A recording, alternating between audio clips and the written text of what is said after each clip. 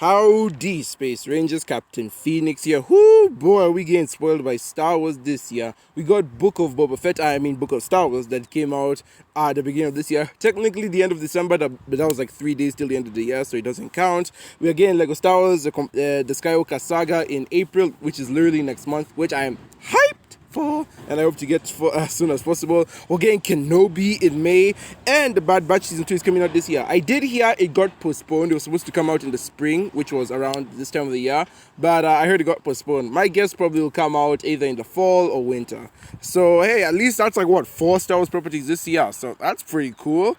On top of that, since we're here, we're talking about Kenobi. Yep, this is the theory video I promised you guys. I know it's a little late, but YouTube kind of sucks, and my schedule got messed up badly. But we're talking about Kenobi. Isn't it funny how both Boba Fett and Kenobi were originally supposed to get movies, but instead got turned into TV shows? Because I remember like way back when Disney wanted to make Boba Fett a movie, because Solo was supposed to come out in 2018, which it did, and then 2019 we were supposed to get Star Wars Episode 9, and then in 2021 we were gonna get Boba Fett, and then as we know, things didn't go that way. I think Kenobi was also supposed to come out later on, maybe this year. I think it was supposed to come out like a couple years after Boba Fett. So hey, again, the fact that we're like on track, but instead of it being movies and shows, because like, you know, shows have less risk and they are more of a trend these days, that's a pretty cool move. So the fact that we went from them being supposed movies to shows, I really like that little change.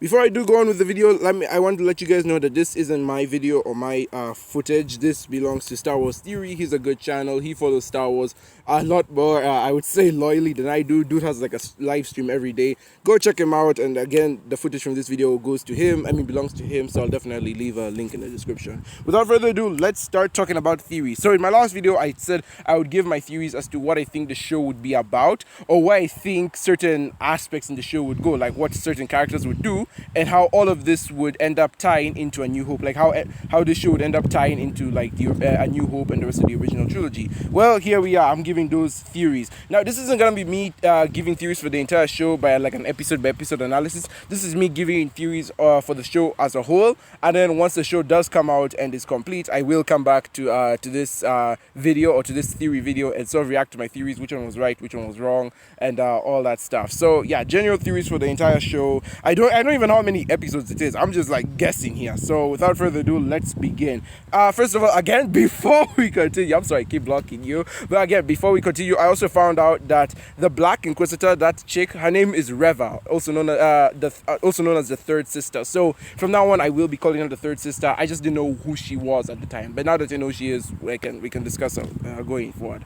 Now, let's start with Obi-Wan and the Inquisitors. This one I feel is very important to mention because it's the whole crux of the show. This is like the backbone of the show and everything it depends on. So I figure let's start with that. So let's talk about the Inquisitors we've seen in this show so far. We know the Grand Inquisitor is in this show. We know the fifth brother is in this show. And as mentioned, the third sister was also just announced to be in this show.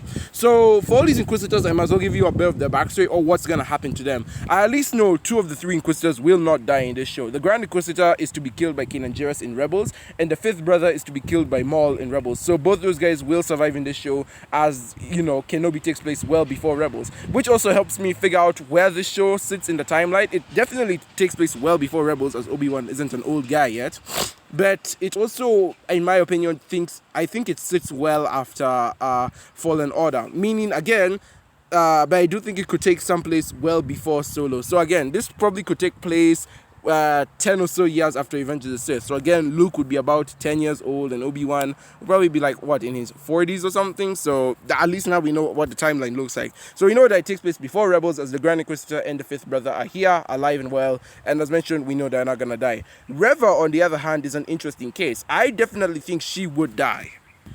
And the reason I say that is because I don't think a show like this, especially centered around Obi-Wan and him like fighting Inquisitors, would go without him killing an Inquisitor. Obi-Wan needs to at least kill someone to show that he's still capable, to show that he's still a Jedi. And I know Jedi don't seek out violence, but we could have him cornered and he could end up fighting the third sister, and this would end up to him killing her. And I feel like also it would be really, I think it would also make sense for him to kill her, because the third sister doesn't show up in any future Star Wars properties. She's not in any future shows or movies or anything like that. She's just kind of there. So for Obi-Wan to kill her would make a lot of sense, not just in story and character, but also just like, you know, canon-wise or timeline-wise. It's just a shame that the one that who does get killed is the black one. Huh, funny. I'm just messing. But yeah, I do think that Obi-Wan should be the one to kill her, and I definitely do see her not making it out of this show alive or past this show alive. So definitely those are all the Inquisitors' fates, the ones we've seen so far, and just included Reva there to know what's up. Next, I wanted to talk about Obi-Wan and Uncle Owen's relationship. So for those who don't know,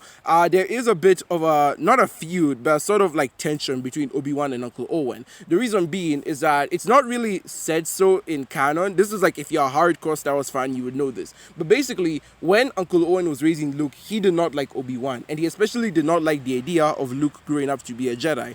And that is like why, and that is like the sole reason why Luke never learned how to be a Jedi until he was like 20, because Uncle Owen completely refused him from meeting Obi-Wan. He's like, don't talk about Obi-Wan in this house, and he doesn't want Luke to grow up to be a Jedi. And again, he's well within his rights for not wanting Luke to be a Jedi for two reasons. One, Jedi are basically illegal. If you are a Jedi, you basically signed your own death sentence. The Empire does come for you. And two, Anakin, Uncle Owen's like half brother, was a Jedi, and according to Uncle Owen, he not only fell to the dark side, but he died. And I doubt that he would want that for the kid he's raising. So I do see why Uncle Owen would not want Luke to become a Jedi. However, we also look from Obi-Wan's perspective, where he sees Luke as the new chosen one. Luke has to be the one to bring balance to the Force, meaning whether he likes it or not, he has to train Luke, or at the very least keep him alive until he's able to fight for himself. And that's the feud between Uncle Owen and Ben and Obi-Wan, is that these two are fighting over Luke about what his destiny should be. Uncle Owen wants to let Luke live a normal life, while Obi-Wan wants him to fulfill his destiny of becoming a Jedi. And that's the feud they have. Uncle Owen banned Obi-Wan from coming near the homestead, and he always gets mad at Obi-Wan when he's watching out for Luke. However, what I think this show could do is it could turn it around. For one, I think it could throw Uncle Owen into the fray. I think with Uncle Owen seeing the Inquisitors, just seeing their viciousness and them like ravaging his hometown, I think that would also move him. And I think him and Obi-Wan sort of having like a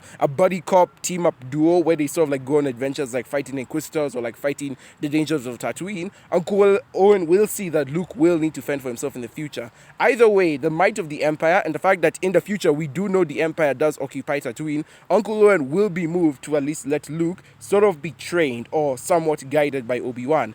And there was like a non-canon story where Uncle Owen did kill Darth Maul, and in that story he allowed Obi-Wan to watch over Luke, but he still didn't allow him to train him. So if I were to guess, I would say that this show would go the same way. After Obi-Wan and Uncle Owen deal with the Inquisitors and the Empire, Uncle Owen will allow Obi-Wan to watch over Luke and like protect Luke, but he's still like, you cannot train him, at least he's not of age. And when Luke mentions he wants to join the Empire, then that's when Uncle Owen's like, okay, maybe now Obi-Wan should step in. That's personally what I think would happen in this show, is that Uncle Owen would be forced to team up with Obi-Wan to protect Luke or to keep the Empire away from Mos Eisley or Tatooine, and the two of them will try to figure out how to protect Luke in the future. Again, as I mentioned before, the Empire does end up occupying Tatooine, but at the very least when they do so, Luke will somewhat be in a better place, or at least Obi-Wan will feel more comfortable because he knows Luke is more protected. I don't know how that will happen, I just know we gotta have that team up somewhere. Next, I want to talk about Vader's return. So this falls more or less in the same vein as the Inquisitors. How is Obi-Wan gonna meet Vader, and how are we gonna keep this in line with A New Hope? So I mentioned in my last video that when Obi-Wan meets Vader, it has to be probably on a different planet, like on another planet, and that they will have to sort of meet, but not meet. Like Obi-Wan will have to know that that Anakin is Vader, and that they will have some sort of confrontation. However, I am not fully in support of them having a full-on lightsaber battle. Not only does it remove the impact of the lightsaber battle in Episode 3, you know, the most impactful, one of the most impactful moments in Star Wars history, but if they remove that there and they like have a rematch here where they fight, we obviously know what the outcome is gonna be. Obi-Wan has to win. He needs to get back to Tatooine. There is no other way this fight could end. So I just feel that if Obi-Wan and Vader/Anakin meet, then it would remove a lot from the story. What I would prefer is if Vader/Anakin actually did something else in this show. Maybe he goes out on a Jedi hunt with the Inquisitors, and maybe he kills a Jedi. Maybe he goes to that Asian-inspired like tech town and he kills the Jedi there, and we get to see how evil Vader is. But on the same time, maybe Obi-Wan's like on that planet as well, and he feels Vader's like presence. He finds out, maybe he does some detective work, finds out Vader is Anakin, but they don't ever end up meeting. Anakin will also feel the same. He'll feel Obi-Wan's presence and he'll try to track down Obi-Wan, but he can't. It's sort of like a game of catch and mouse, like Jedi Force catch and mouse between the two. That would be really interesting to see. However, I do think that it will probably take some time, more than the show's runtime, I would argue. But if we could somehow find a way to have these two be in a sort of conflict where they don't have to actually engage in a lightsaber battle, I feel that would just be a stroke of genius for this show. So yeah, I'm not against Vader returning, because obviously him and Obi-Wan do need to find out that each other is alive and they're not really dead, because as of now Anakin does know that Obi-Wan is alive, or at the very least he probably thinks Obi-Wan is dead, but at the very least he saw him being alive when he left. And Obi-Wan, as far as he's concerned, Anakin is dead. So the fact that these two would come to the revelation that they're both alive would be something that was interesting. However, again, just my theory. I don't know if it will be in the show or not. I already mentioned the timeline of when this show takes place in. However, my next point was going to be Disney going back to lightsabers. So in case you didn't know, Disney has sort of not been doing a lot of lightsabery stuff in the past few Star Wars shows, or the past few years. With Clone Wars, I will agree that they did a lot of Jedi stuff there. However, with The Mandalorian, it was very straightforward, non-force user stuff. And same thing with Boba Fett. We got to see one or two lightsabers, but we never got to see an actual lightsaber battle. So the fact that they're going into this show full, like with Sith, Jedi, Inquisitors, it makes me happy. I've said it once and I've said it again, this is my favorite aspect of Star Wars. I love the whole lightsabers and Jedi and the Jedi code, how they live, how the Sith live. That is Star Wars to me. Star Wars to me isn't the whole blasters and politics and space, and not space, but like and the whole Imperial starships. Those are supposed to be secondary. The main story should focus on the Force. The secondary story should be the actual wars in the stars. I don't know if Disney is getting the message or not, because it seems that they always seem to be shying away from lightsabers. However, in this show, they seem to be going all in, and again, I am very excited about that. So the fact that they're going all in with the lightsabers, that again makes me happy. And I am glad that they're doing this. I know there's some people out there who don't like the Force, or who say that the Force isn't their favorite aspect of Star Wars. And to that I say to you, why? Why would you say that? I mean, sure, have your own favorite aspect of Star Wars. I don't really care. But like, if you're taking out the Force out of Star Wars, it's not Star Wars at that point. It's literally every other space of a show. So I do like the fact that Disney is bringing back in lightsabers and Jedi versus Sith, what the code is. It does feel Star Wars, and it's as if they've given a fresh breath to their franchise. Like, I don't want another Bad Batch is what I'm saying. Like, Bad Batch was a show completely devoid of Jedi, and I'm surprised they actually did that. Like, woof. I don't know how they pull that off. They were restrained themselves hard there.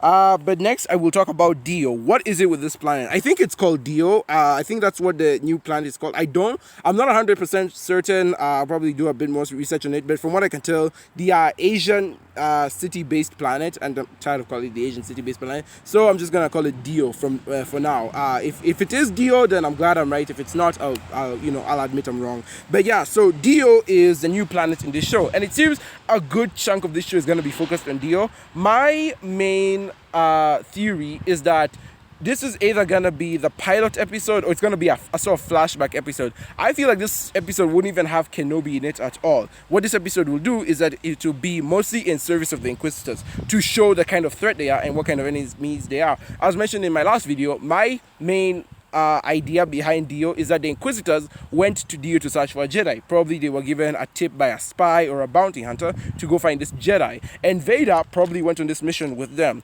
So these three Inquisitors and Vader are hunting down this Jedi, and the Jedi is like, and we have like a quick chase throughout the city where the Jedi is like trying to lose them, but they eventually capture up to him. They corner him, and we have a crazy fight. And the Jedi is actually holding his own. Maybe he'll defeat an Inquisitor or so.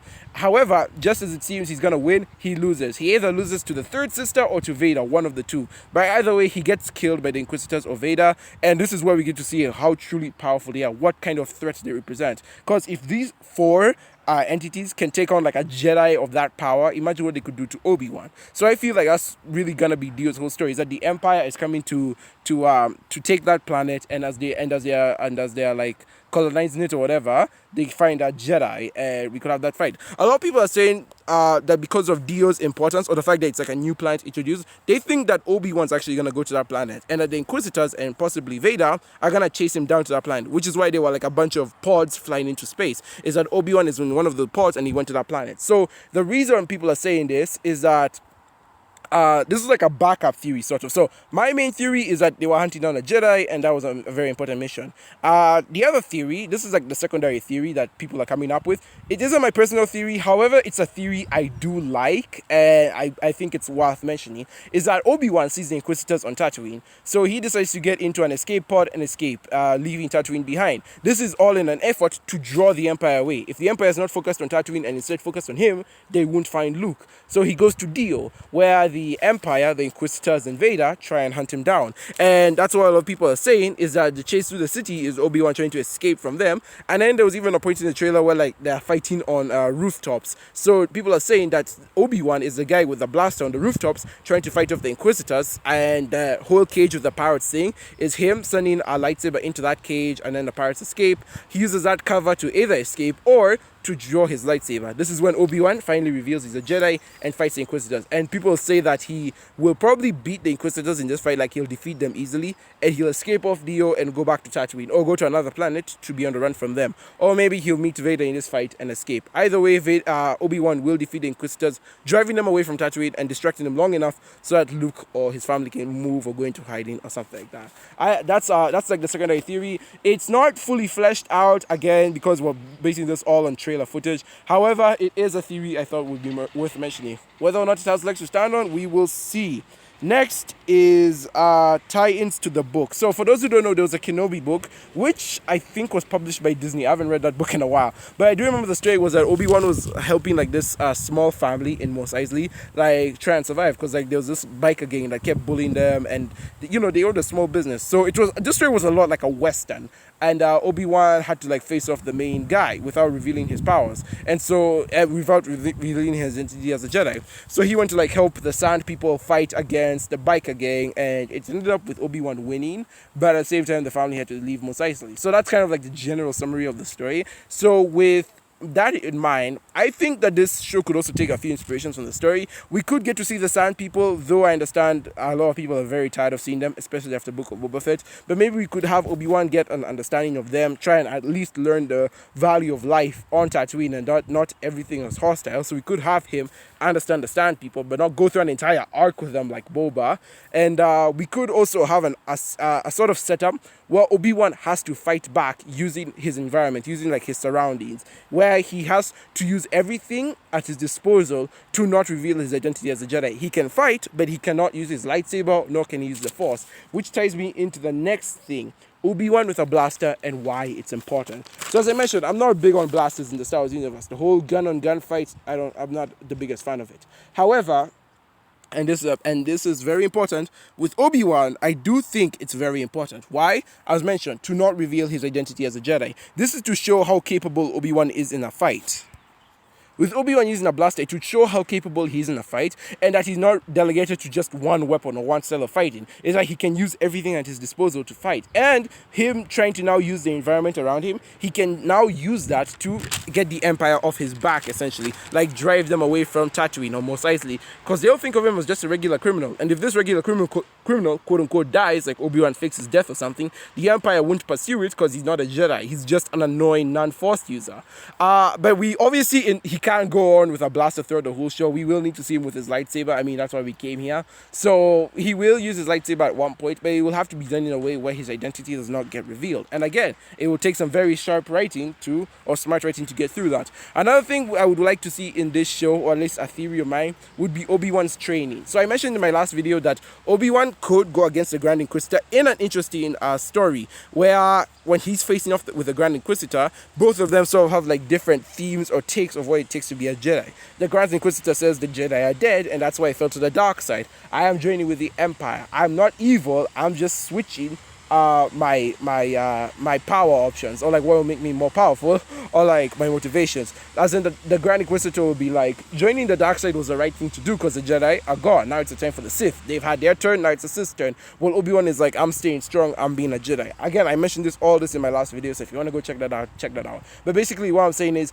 both of these guys used to be Jedi. Obi-Wan used to be one of the best Jedi ever, and the Grand Inquisitor used to be a temple guard. The Grand Inquisitor fell to the dark side, while Obi-Wan is barely struggling. The only thing keeping him going is Luke's safety. So we could have that possibility of Luke being gone. Maybe Luke gets kidnapped, or maybe he gets taken, or he just disappears one day. We could see Obi-Wan now start to sort of crumble under his own weight. He's like, oh gosh, what am I doing? My sole reason for staying alive is gone, or like my one thing to protect Luke isn't there anymore. Or maybe even Uncle Owen will be like, I want to leave Tatooine and I'm leaving with Luke. And maybe Obi-Wan now feels safer because they're moving to another planet where possibly Vader won't find them. It's a more isolated planet. They're hiding in broad daylight or something, like, or plain sight or something like that. Either way, we need something to shock Obi-Wan, to make him feel, am I doing the right thing, or do I really have a purpose? What I'm doing really gonna be worth it in the end? Do I really have a purpose for everything I'm doing? So I feel like this show would really benefit if it did something to shock Obi-Wan, maybe make him lose Luke or remember Satine, or just something to rock his core, make him either make it so that we can see him breaking. Under the surface, we can see Obi-Wan slowly breaking away, but he still chooses to be a Jedi. He still chooses to push on, not just for Luke, not just for the galaxy, but also for himself and the future of the Jedi, which also brings his training, because Obi-Wan would want to train with Qui-Gon, obviously. He's going to train with Qui-Gon so that he can learn to like talk to Force ghosts, and one day he'll master the art and become a Force ghost himself. We obviously need to see that in Obi-Wan. We need to see that training of where he talks to Qui-Gon. And at first, it's obviously going to be important. He needs to not talk to Qui-Gon. That should be the first thing. In the first 1 or 2 episodes, Obi-Wan needs to not be able to talk to Qui-Gon. Maybe there's a mental block. Maybe he's not doing his training right. Something is holding him back from talking to Qui-Gon. And when he discovers a revelation, or when he gets shaken to his core, like I mentioned, that is when he finally is able to talk to Qui-Gon. He's able to unlock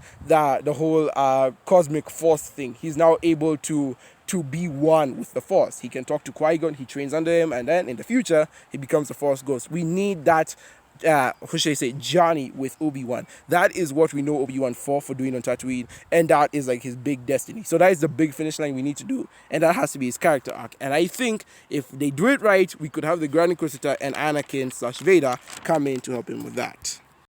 Now it's time for the big question. How do I think the series will end? Well, there are a lot of things we can tackle there. The first one is, what will happen with the Inquisitors? So, as I mentioned, Obi-Wan will have to drive them away. He can't kill them because we already know the fates. We already know like the fates of 2 of the 3 Inquisitors. I do think he could kill the 3rd Inquisitor, but again, that's up for discussion. So he'll have to drive them away. He needs to come up with a sort of plan to get them off Tatooine and leave it forever. Tatooine will be occupied by the Empire. We know that for sure. However, the government isn't too strong there. So whatever happens in Kenobi will have to be big to a point that the Empire doesn't bother with Tatooine, but at the same time they still bother to like patrol and keep an eye on it. But again, it's not so big that the Inquisitors and Vader have to come visit there or like set up shop there. Obi-Wan and the writing staff of the show in general need to find a way to keep the Inquisitors from ever coming back. And again, Obi-Wan can't kill them because we already know what happens to them. He can kill one, but again, that would probably just draw the Empire and Inquisitors back to the planet. My best bet, he'll have to go to another planet and distract them by pulling them to that planet away from Tatooine. That's my best guess. Next is, how will Obi-Wan drive them away? I already talked about that. He needs to drive them away somehow. So both the writers of this show need to find a way to make Obi-Wan the character smart enough to get them off Tatooine. What will his confrontation with Vader look like? As I mentioned, it needs to be somewhat on another planet and also in a way where they don't physically interact. They can force connect like Rey and Kylo, but they have to do it in a way where it doesn't degrade whatever happened in Revenge of the Sith. It does not take away from the impactfulness of that movie, nor does it take away from the impactfulness of A New Hope, where they meet after 20 years. Here they're meeting after 10 years. It's not as big, but I can take it. I can take that. I will live with it. But so I can survive. I will live with them meeting after 10 years instead of 20 years, because even though 20 years would have been more impactful, I can understand it's a show and we need to have something big happen in this. However, if we don't have a lightsaber fight between the 2 of them, I am fine. Let him have his main rival be the 3rd Inquisitor. Let it either be the Grand Inquisitor or the 3rd Inquisitor. Those need to be Obi-Wan's main rivals. Those need to be the people he fights or kills. But it cannot be Vader. I'm sorry, it just cannot. Themes of the show, I already mentioned, Obi-Wan struggling. Fate of the third sister, as mentioned, she's not in any future shows or movies, so my best guess, Obi-Wan kills her, and that would be like the climax of the show. He fights her, they both are rivals or whatever. She has like opposing themes to him, and he ends up killing her by the end of the show. And we already know she's kind of a mean person. She's already demonstrated her evil in this trailer by already force choking a guy to death, so it's not out of the realm of possibility. And where will Uncle Owen and Obi-Wan stand by the end of the show? So as mentioned, by the end of the show, I definitely think that Obi-Wan and Uncle Owen will reach an understanding where Uncle Owen will say, you can keep a watch on Luke. Protect him if he's ever in trouble, but you are not allowed to train him and you're not allowed to form a relationship with him. Protect him, watch over him, but don't get close to him. And I think that's where him and Uncle Owen will stand. They will have to go on an adventure together, or sort of like they will have to experience something together, so that by the end of the show they can reach a more civil understanding of what to do with Luke, and it will also line up with what happens in A New Hope. But anyways, guys, those are all my theories and predictions. I know this video is like a bajillion hours long, so when I do come back to react to this after watching Kenobi, it'll most likely be a podcast. A podcast with just myself. That is sad. I'm sad. I cry. But yeah. Anyways, guys, that's the video for today. Be sure to like if you like, subscribe if you haven't already, hit the notification bell to be part of the team. Again, share this video with your friends and family if you liked me, because I don't know if I like me. And yeah, with that, I thank you so very much for watching, and I will see you in another universe. I've been Captain Phoenix, and goodbye, my Rangers.